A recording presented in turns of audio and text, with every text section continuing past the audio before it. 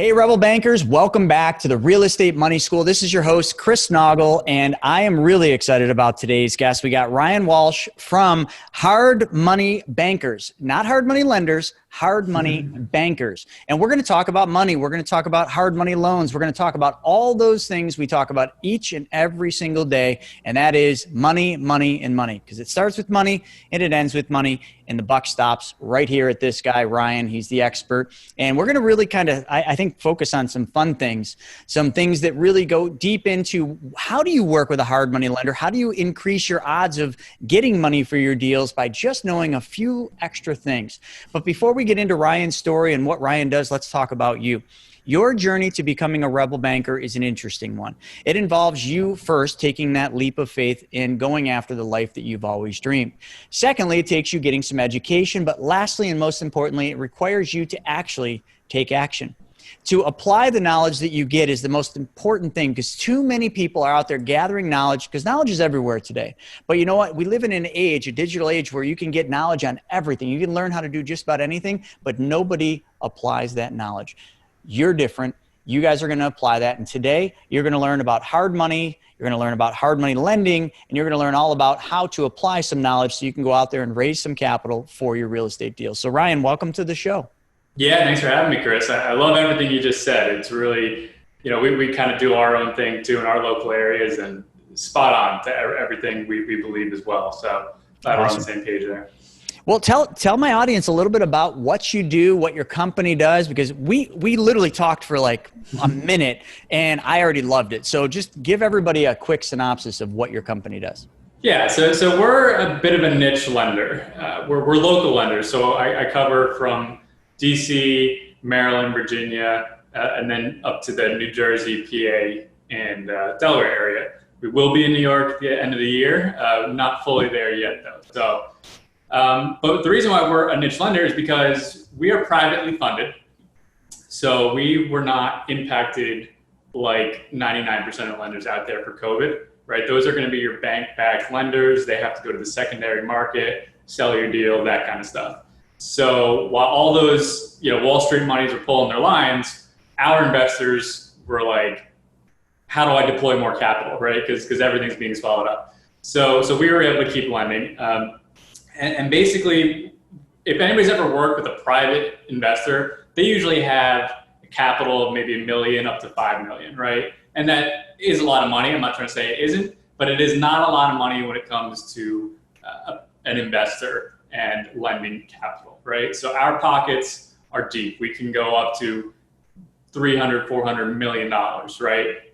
So you get the mom and pop shop feel of a private investor, but you have the bankroll of your Wall Street funded lenders, right? So that's why we're really an interesting lender to work with, because when you bring me a deal, I do the underwriting.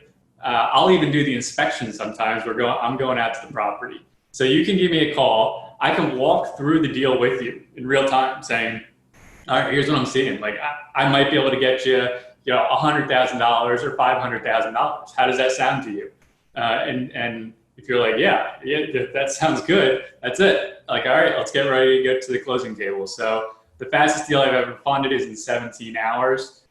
So holy crap. They had title ready. So you got to have title ready. That's the key. Usually I'm always ahead of title, and that's not to knock on title. It just takes, they have a lot more paperwork to go through in terms of they got to go to the court and pull all the documents, right? But if you have title ready, I think the deal's strong. That's it. I mean, sometimes it is my money. Sometimes it's my partner's money. And then if it's not ours, we go into our investors. So our investors trust us with the money. So I don't have to go get everything approved. I don't have to go wait for an appraisal to come back, right? So I know my markets. That's the advantage of being a local lender, is if you're looking in Nutley, New Jersey versus Newark, New Jersey, I know what a property is going to need to have happen to it in terms of rehab and what it should be reselling for. So it's all these micro advantages that add up when you're working with a private investor that allow us to move really quickly, really efficiently. And, it's honestly one of those, people don't believe it. They think we're a scam. Honestly, I get that all the time. Like, I almost didn't want to work with you. I thought you guys were a scam because our advertising is I can close in 24 hours, right? Like that's impossible. But yeah, we can do it. So. Well, there is a lot of lenders out there and a lot of marketing. I know we control a lot of Facebook groups, and I constantly have lenders coming in. And, you know, when I read their marketing, if they do put marketing up on a couple of our pages, we allow advertising, and I read it, and some of them I block immediately, because you just know they're after that fee and then they're just going to disappear. You know, a lot of lenders are out there just trying to, you know, get you to pay a fee to work with them. Like that's not how you guys operate, right? No, there's no underwriting fees with us. So I'll give you my number. You know, I don't even I will pull your credit before closing, but I'm going to go off of your work. So I will ask you, you know, what's your credit? You say it's 500. I'll still do a deal with you. I'm just not going to give you the same loan size that I'm going to give somebody that has 700 credit and has done 10 flips, right? I just won't get as aggressive with my numbers, but I'll still do a deal with you. It's just so unique, and I love so many things that you just said, and I want to sum it up to my audience, because my audience knows a lot about like what I do, how I've done it. I've worked with all the big hard money firms, maybe not every one of them, but the biggest ones. I've worked with them. I've had, you know, 100% financing with some of the biggest hard money lenders out there. I've done, you know, 50, 60 deals with these hard money lenders. And I can tell you what it's like to deal with these big hard money lenders. You're just a number. As many loans as we've done with them, we're always a number. There's always turnover. You're never dealing with the same person. You might have a deal set up and, you know, you're thinking, all right, well, when I call for the next deal, they're going to remember. Nope. It's like starting over every time. And it's the most self-defeating thing. But then I've also spent and made a whole career out of working with private lenders. Literally wrote the book, The Private Money Guide, on how to work with private money lenders. And the rules of engagement for hard money and private money are really one and the same. And really, if you, at the end of the day, what you guys are is really more of a feel of a a private money lender operating under the capital of a hard money group institutional lender. And I might have said that wrong, but no, that's right. Yeah. Let me kind of sum it up too, because a lot of people maybe don't know what that means. If you haven't done a deal yet, you haven't worked with a hard money lender, I want you to think of when you walk into a big commercial bank, a Wells Fargo, a Bank of America. I want you to think of your experience. You walk in there, the tellers are always different. They barely know your name. In most cases, you're just a number. When you apply for a loan, it's kind of just this I don't know, it's just defeating is the only word I can think of. There's no relationship. You're a number on a piece of paper that some board in another state is looking at, and it's a pass or fail. There's no relationship. But then you walk into a community bank, that small local bank in your neighborhood that's been around for a long time, but they've never really kind of been gobbled up by the big ones. When you walk in there, everybody knows your name. You know, it's like that sitcom. Everybody knows your name. Everybody knows your name. They know what you like. They ask how your daughter's doing, how your kids are doing. When you work with your mortgage broker and your mortgage lender, they know who you are. You don't have to go through the same thing. They're like, oh, you got another deal. Great. Well, I'll fill the application out. I just need you to sign it, and then we'll get it in front of the board. And by the way, the board's meeting next week. And by the way, the board meets right there. By working with someone like Ryan and his company, that's the feel you're going to get. You're going to get that feel where, like, the more deals you do with Ryan and his company, the more it's going to get easier and easier. Hell, I mean, you just said you go out and you see the properties yourself. So anybody that's in those markets, like, why wouldn't they work with you? Let's talk a little bit about what working with your company, Hard Money Bankers, is like. Like, give me a summary. Like, when somebody has a deal, I got a deal, and I'm looking for funding. And let's say I already did the appraisal, which I often do. I get the appraisal prior to bringing it to a lender because I want to know without any shadow of doubt what I think I'm going to be able to get. So I got this appraisal of the house. Let's just use $100,000 for simple math. It's $100,000 appraisal. I bring it to you. What's step one? Where do we go? All right. So you've already done half the work. In fact, if you've done an appraisal, you've done more than half the work. So the first thing I'm going to ask you is, what's the address? Mm-hmm. So let's just say 123 Main Street here. What are you buying it at? This one. So you're buying it at 100? Is it in this example? Yeah. Let's just say it's 100,000. Or no, let's say the appraised amount is 100,000 and I'm buying it at 60. Okay. Are you doing any rehab to it? Of course. Yep. How much? 25 grand in rehab. Okay. Now that number is probably the most important number to me, your rehab. I would think so. Yeah. Yeah. Because that's it. Those are three things I need. You filled out your application with me. You're done. It's really that easy. So the reason being, because since I know the markets, right? I need my numbers to be the same as yours. If your numbers are way off, it's giant red flags going everywhere, right? So $25,000 reno is probably right. If you're in this made up example, I know where you're coming from in terms of the numbers, in terms of like the property size you're looking at already. So if you're buying it for 60, I wouldn't recommend doing this at your numbers, in all honesty, because if you're buying it for 60, flipping for, let's just say 20, or doing 25. Skinny deal. Skinny deal, yeah. But let's just say I need money, because my intention isn't to flip the property. I need hard money to get the deal done, and then I'm going to take it to my community bank. I'm going to refinance you out, and I'm going to burr the property and rent it out. Yep, sounds good. Sounds good. So I can go up to 65% of the ARV, which you'll hear all the time. So my max loan here is going to be $65,000. So let's assume in this example, I get the same ARV as you. I'm like, yeah, it's probably worth $100,000, right? So I'll go up to 65 here. Then the next two things I'm going to ask you though, before I tell you that, are what's your credit score? And then how many flips or buy and holds have you done in the last 2 years? So that's the experience rating. So let's say 260 flips. Okay, that's amazing if you're doing that. And I know that's not realistic. I'm kind of walking through. I'm just I'm wondering what the difference is, and then I'm going to see what it says when I come in and I've done one flip. Yep. Okay, and then give me a credit score here. I haven't checked. Let's just say 690. That's good with us. So with us, I mean, your thresholds are really going to be around 650. If you're 650 plus, I'm going to be able to push my numbers for you. If you're below that, I'm going to start reducing my risk. So in this example, I'm just going to tell you, hey, I'll bring 65,000 of this loan. So I'm going to do 100% of the rehab here. So what that means is I'm going to set aside $25,000, put that in a rehab escrow that you'll pull from as you do your rehab. You would draw, right? You draw from it, yep. And then I'm going to give you $40,000 towards acquisition. So at closing, you're going to have to bring $25,000 plus closing costs, which is no small amount when you're talking about percentage there. So, but that is honestly, that's it. And if you're like, yeah, I could do that, I say, great. What's the name of your title company? Let's get this going. Yep. And I did that intentionally with a skinny deal because I wanted to know, but like what everybody should have done is you should just do the math. If you bring a deal like so many of the deals we see, like this one that's actually right here on my desk, this deal, which is in Florida, these guys got a ton more like equity than what I had. I mean, they're buying this property 335 and the ARV is 485. So that's maybe even a better, and there's better deals. So if you buy the deal better than what I just gave, then you're going to be able to use that ARV, that 65%. So you might have to, is there a possibility somebody comes out with no money out of pocket if they bought it right? Not anymore. Not since COVID. I didn't think so. I know COVID changed it all. So what's the minimum amount if somebody bought the perfect property? Like it doesn't get any better than that. What's the minimum amount they're going to bring out of pocket? If you're a good borrower, I would probably plan on at best 15%. Okay. Average, you're probably looking 20 to 25%. Okay.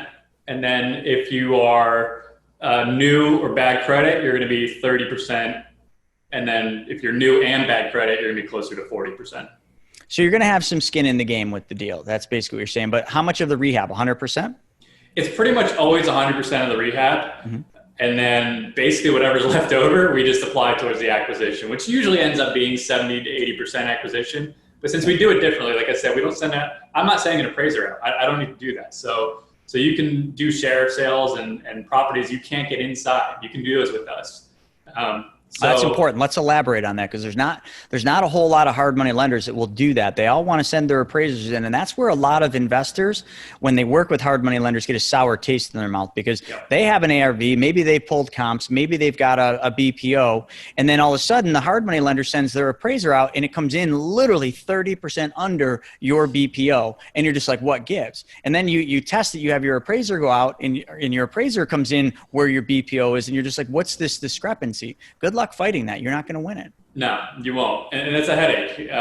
And that's, so let me dive into the catch with us, because probably all this sounds too good to be true. So I'm not going to be able to beat because right now the rates are like 10 and 1%. Mm-hmm. It's probably if you're good. Well, I'm not there. I'm higher than that. And so you're going to be closer to around 13% for a 12-month note with me.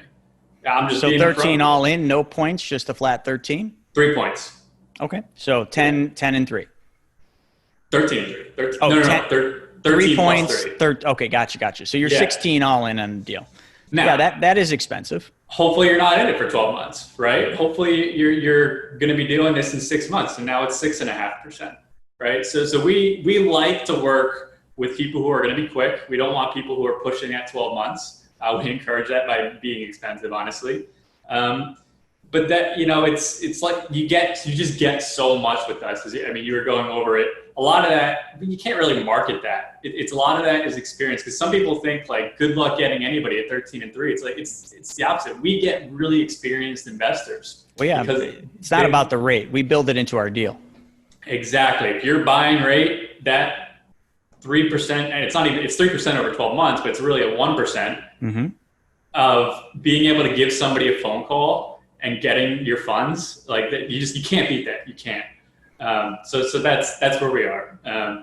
But yeah, I just wanted to mention, like, that's the catch. If you're wondering what the catch is, that's the catch. I talk to people all the time. Now, everybody's always searching for the lowest rate, but what I always tell people is this: cost is only an issue in the absence of value. You can go to one of the big hard money lenders and get a lower rate, but I'll tell you what's going to happen right off the bat. A lot of times you're going to go to that hard money lender. They're going to tell you they're going to be able to lend a certain amount because they're going to use your numbers. It's a salesperson you're on the phone with. You're not talking to one of the partners, one of the people that are underwriting the deal. It's a salesperson who gets a commission for selling you this deal. So obviously they're aggressively trying to get you hooked into the deal, into the application process, because then you got some skin in the game at that point. And you're getting all excited. Oh, wow, you're going to loan 70 or 80%, of the appraised value, blah, blah, blah. Well, where they get you, and I've had this happen numerous times. I remember this hurt me really bad a long time ago. One of my first deals with a hard money lender, this happened, and it hit me really bad. I literally got almost all the way to the closing table thinking they were going to lend a certain amount. And I can't remember. This is after the appraisal. Something changed and they came back and they weren't going to lend. It was significantly less. So I was in a scramble 2 weeks out from closing, which, 2 weeks here, for other parts of the country that are title states, 2 weeks here is nothing, because this is an attorney state. It takes 30 plus days to close. But that was what happened. And they instantly, I almost couldn't close on the property. I figured it out, but that would have been hard. A lot of people wouldn't have figured that out. That will happen because that's how they control their risk, and that's how they get you in. Because at that point, I'd already had an application fee. I already had appraisal fees. I had all these fees that I'd prepaid on a credit card. So now all of a sudden they drop the amount they're going to give me. What am I going to do? Forego that and start over, or walk away from the deal? No, I'm going to figure it out. And I did, but that didn't feel good, man. Felt like going in for a colonoscopy, and they didn't put me out. They didn't knock me out. No.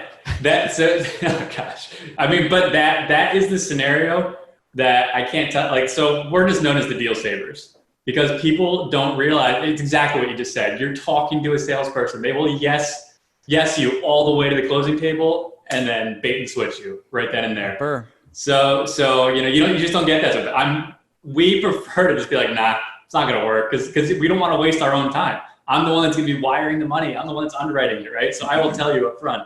But the ability for us to close in 24 hours, it is when you have that situation where you already have title, everything's lined up, and then that last minute change happens from your lender. So honestly, bad lenders are how we're in business, because they just, it's how it goes, because they promise you everything, and then at the last minute you can't get it. You give us a call and you just say, wow, I wish I went with you from the beginning. Well, the other thing too, that's a big opportunity. I did a ton of this early on. We don't do it this way anymore, but we used to go to the auctions a lot, and I would sit around, it was called the alcove, with all the other guys, pushing our shoulders out, trying to, get everybody off of you. It's just, if you've never been to an auction, folks if you're watching this, like it's an experience, and you should just go be a spectator the first couple of times. It's a whole different world, and a bunch of big players and people that literally will eat your children for lunch. That's who you're dealing with. So when you show up at an auction, you better be ready to play ball, because these guys, they're going to do everything, and they're going to try to corner you, especially if you don't know how it works. They're going to try to corner you, because usually there's 2 or 3 guys from the same company, all basically kind of cornering a deal. So to do it, you got to come in and you got to, number one, have access to capital, because those deals close quick. You better bring some cash, because you're going to have to put money down, but that's fine, because you're going to have money in the game anyway. So that's your earnest money that you put into the deal. What you leave with the, whoever it is, the attorney at the auction. But then once you've got it, you're not going to be able to get into most of these properties. No appraiser is going to be able to get into these. Usually they're locked up. There's no one there. Sometimes there's people still living there. So you can't just go to a lender. You can't go to a bank. If a private lender wants to see photos of the inside, you're not getting it. So that might be the only way. That would be a huge thing for you guys because you're willing to go off of BPOs, comps, and maybe just a, even if it was appraisal, just a walk around appraisal. And then you guys can make a decision because you know the market. And that's invaluable. I mean, how cheap can you get the deal there? And it's a matter of either getting the deal or not getting the deal because the money is what stands in your way and the money has to be quick, agile, and you have to be able to get it without going through those hoops that a big lender is going to want. Yeah, I'm glad you said it. You teed it up for me nicely here because it's actually not an area that you want to be a newbie in. It seems like a great way to get a good deal, but that's the exact opposite. So not only all those issues that you just outlined, but then you also got to keep in mind, let's say you do win this property and I am able to fund it for you, you might have to deal with a tenant that is not leaving that property. Like, are you going to be able to pay me for 6 months without swinging a hammer? And then assuming you can get them out in 6 months, do you have the team lined up to get this done in the next 6 months so you don't have to deal with me? I mean, I'm going to work out an extension with you, but it's the opposite of what many newcomers think when you're thinking share sales. You want to be experienced and you want to be super liquid. You want to have a deep bankroll before you start touching those share sales. So Ryan, I have to, you opened a can of worms. So can I tell a story about a real deal? Exactly what you just said. In February, I bought a deal from the auction. It's a great deal. It's a duplex. It's a piece of garbage, but it's in the perfect part of town, literally 5 doors down from one of the most prestigious colleges in our area. All sounds great right now. It appraised, like the CMO or the comps and the BPO, all that came back awesome. We ended up picking the property up for 80 grand. So we get the deal, we close on it. I did say, you heard when I said this happened, right? Late February, we close. We're all ready. Now there's people living there. So the grandmother who lost the house, who's in a nursing home, her children, scumbags, are living there. So we send somebody over there before closing just to see how bad is this. Oh no, it's bad. Like literally, like they got scared and they left. My supervisor wouldn't go back on site. So we're like, okay, we got a problem. So we hire an attorney. They get the judgment immediately after closing. We got the judgment. And then we're in line with the marshals to have the marshal go do the lockout. If you guys have never actually witnessed this, it's a whole process. It's a whole rigmarole, costs some money, takes time, and it sucks. But the marshal will go lock them out, close everything out, and then you got to store their belongings. So right before the marshal's about to go get this crazy woman out of this property that we just bought, COVID hits. When was that? March, right? COVID hit in March. What happened in March also? Well, we live in New York and our stupid governor, you guys can all listen, I live in New York, worst state you can possibly live in right now for this. It's literally like, if you thought you had control and you thought you had rights, you have none right now. Anyway, but get off that little high. I can go down that road with you. So. I'm so frustrated at this. So now this woman has been living in this property since the beginning of COVID. I cannot evict her. I already have a judgment from the courts and they will not honor it. The marshal's office is closed down. So what did I do? I started sending people over there thinking, all right, maybe she'll be baited out for 500, maybe 1,000. She threatens all the people I send there. She also starts to basically, and also I forgot to mention, the money I borrowed for this is a private lender who I was paying 12% interest on. Now I've since got them to reduce that, but you can do that with a private lender, but it wouldn't work with you guys. Right. So that's going on. And now she's like leaving shopping carts in the front lawn. I tried sending someone over to mow the lawn. She shoot them off. So now I got violations from the city. I literally had multiple violations. I had to bring the inspector there with my supervisor to see that this woman's crazy. So now he gave us a pass, but I was ready to put a roof on. I can't put a roof on the property. I mean, literally, like, these things happen, folks. And I just had to give that one. I still can't get this lady out of my house. It's been since March. I'm paying interest. I'm paying utilities. I'm paying everything on this property, and I can't do a darn thing. Yeah, I'd honestly have to say, I mean, you couldn't have predicted that in February. That's the worst case scenario possible. But I would stay the heck away from getting properties like that might have that issue right now, because we still don't know when they're going to allow these evictions to go through. So no, I have a conspiracy theory. I think they're doing this intentionally, trying to get people so that when taxes come and everything, we can't pay it, or we don't want to pay it because we can't we're not in control of our property anymore. And then they're just going to start foreclosing, because even though there's all these forbearances on everything, if you don't pay your taxes, there's no forbearance on that. You don't pay your water, there's no forbearance on that. They'll just take your darn property. I read about this in The Creature from Jekyll Island back a long time ago. They literally, that book predicted what's happening right now and this whole outcome with real estate. And I hope to God that book doesn't have any more merit to it than what's happening right here. It hasn't. I haven't read it, but I mean, all of everything you just said. There's no signs of it going the other way. Let's just put it that way. So I had to do that. You opened that can, and obviously the hair on my arm stood up for a moment, just thinking how mad I am about it. And there's nothing you can do about it, folks. So you don't want to get caught in that kind of a situation. I mean, let's try to look at some silver lining here, though. I mean, you bought it at a very low number, so I'm hoping you're not going to get overly burned here, right? I mean, that's the reason I bring that up, is just because every deal you do in real estate, there's a chance you're going to lose money. It's just period. Everything can line up, but that's even more so the reason why you have to buy lower than whatever it is you think, because it's what you don't know that's going to come in and get you. 100%. Yeah. And I don't know the outcome. I mean, the numbers work, but how much damage is being done inside the property? How much are we going to have to put into it? I mean, it was supposed to just be a wholesale. Now, I mean, I got violations and everything. I got to put a roof on it, which I wasn't initially going to do. I was literally going to close on it, get her out, clean it out with a crew, put it back on the market with a pretty little bow tie on it, and say, all right, fix her up special, because people will buy that for college housing. Sure. I don't know what the outcome is now, but these things happen in real estate, and people just need to be ready for it. And especially if you're brand new, that is definitely not something you want your first deal to look like. No, exactly. And that's all. I'm not trying to scare anybody away from real estate, but maybe if I can scare a newcomer away from sheriff sales, I'm okay with that. Yeah. Right. Yeah. I think the best way is just go out there and solve, homeowners' problems and help them, get out of their properties with a simple, easy deal.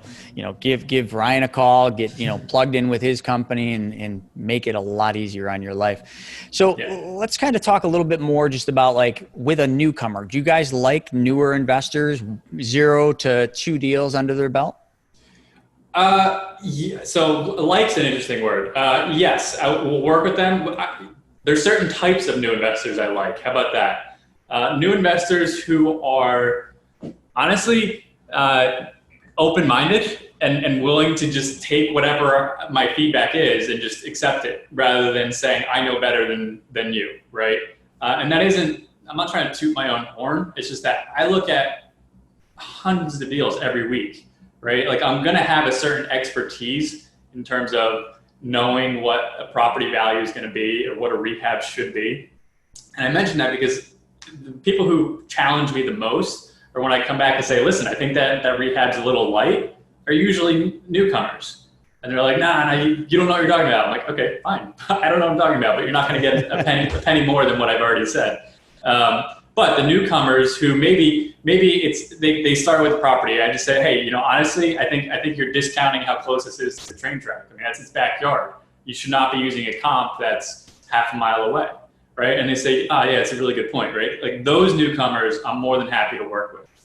And they usually end up being, honestly, the easiest to work with. So newcomers are totally fine with us.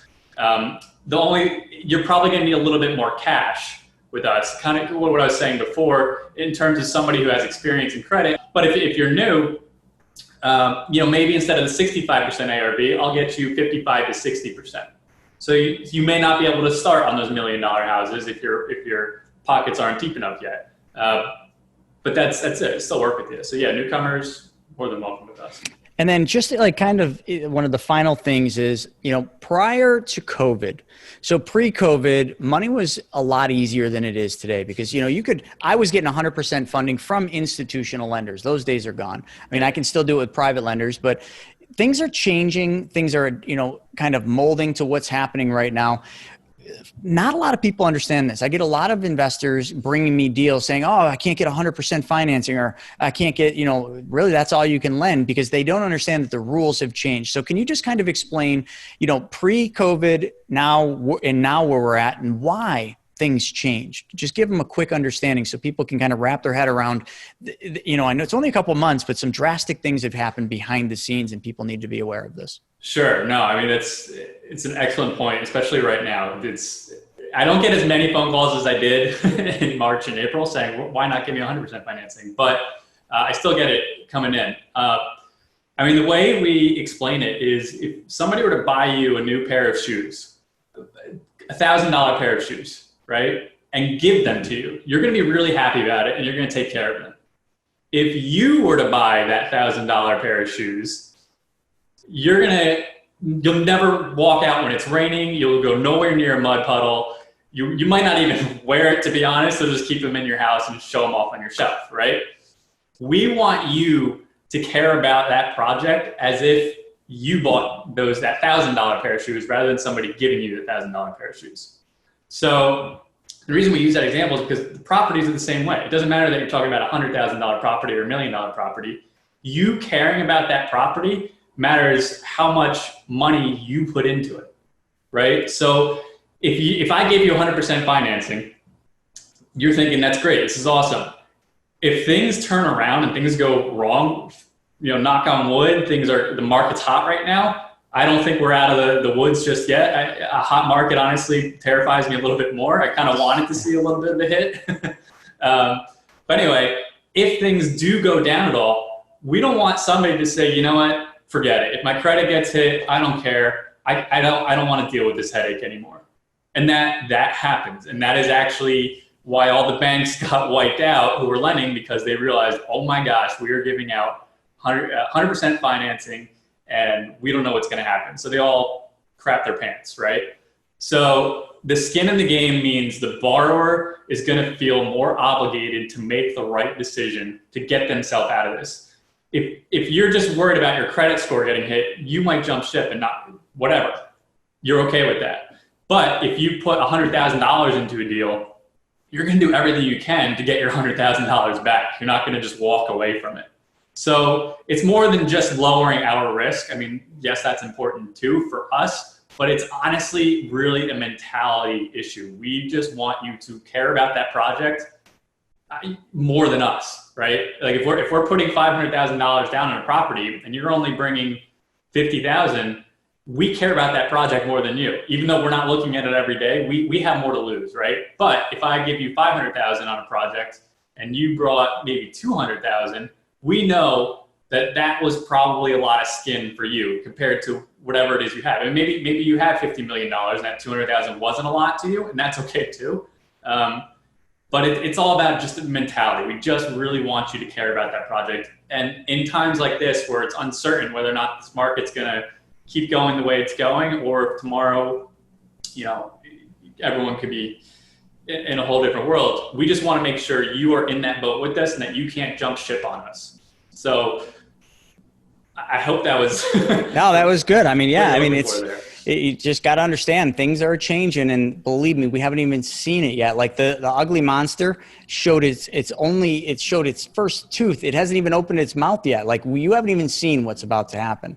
I do, because I know what's going on behind the scenes with the hedge funds and everything else in those dark pools where nobody really understands or knows what to look at. They're just looking at the news, seeing the market going up and up. Oh, everything must be good. No, the markets are just riding the coattails of the tech, which is booming right now. And unfortunately, fortunately or unfortunately, tech makes up such a large percentage of the indexes now that you're not even getting a real read from looking at the markets in terms of what's actually happening on Main Street and in the economy. And unfortunately, that is going to catch up. There's no way it can't.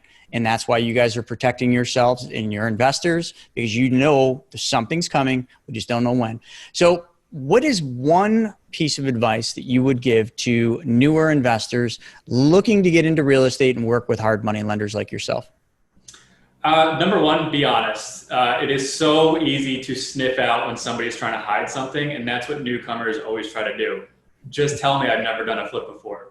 Don't try to be like, yeah, I worked on 30 flips, and this was you talking to somebody who might have done a flip and your name wasn't anywhere near it, right? It's going to take me 5 minutes of a conversation to realize you don't know what you're talking about. Yeah. Whereas if you are new and you just say, listen, honestly, I've never done a flip before.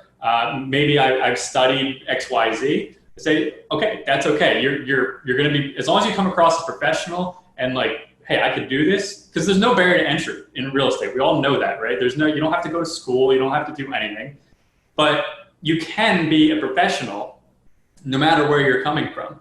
right? And you can be new and professional. All that is okay. So this is all given with transparency and being honest. So I would just say, be honest, be transparent, and then be patient. Probably being patient is the second thing. Don't do a deal just because you have to do a deal. Wait for the right one to come. And you can bounce your deals that you're looking at off of guys like me, off of guys like Chris.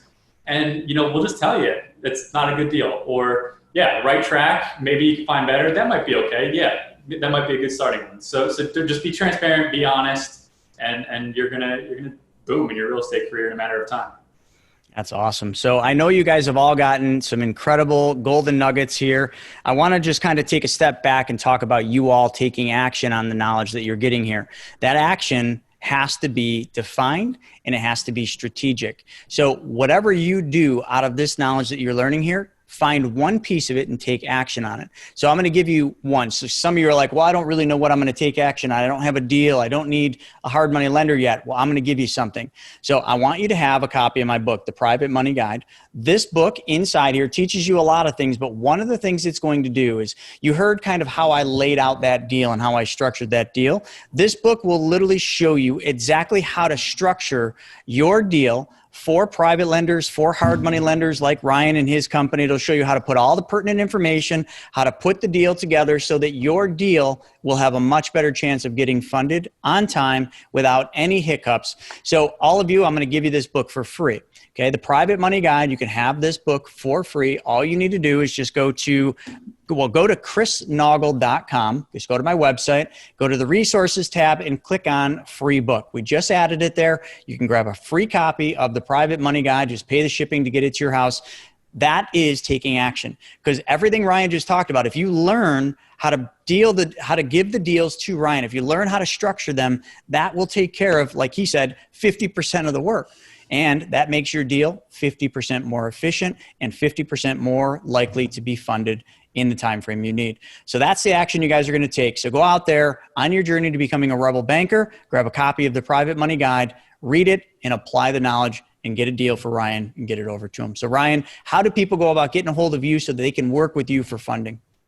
Easiest is going to be email. That'll get you the fastest response. You just send me that address, purchase price, and rehab costs, and you'll get a response with me within the hour. It's Ryan, R-Y-A-N, at hardmoneybankers.com with an S there. And you can give me a call, 201-345-1036. That's my cell phone. You're not going to get bounced around. So either email or phone call, whatever's easiest for you. Great. And what we'll do for Ryan, we'll put that information in the show notes. So when you watch this episode, just read the description. All those links and all those contact informations will be in there so that once you get that deal and you take action, you're going to know who to call first. So Ryan, thank you so much for your time today. Appreciate it, Chris. Awesome show. I really appreciate you having me on. I honestly had no idea what I was walking into. I usually don't. But this is, your wealth of knowledge is obviously apparent from the questions and comments you had. So thank you for having me on. It really is an honor.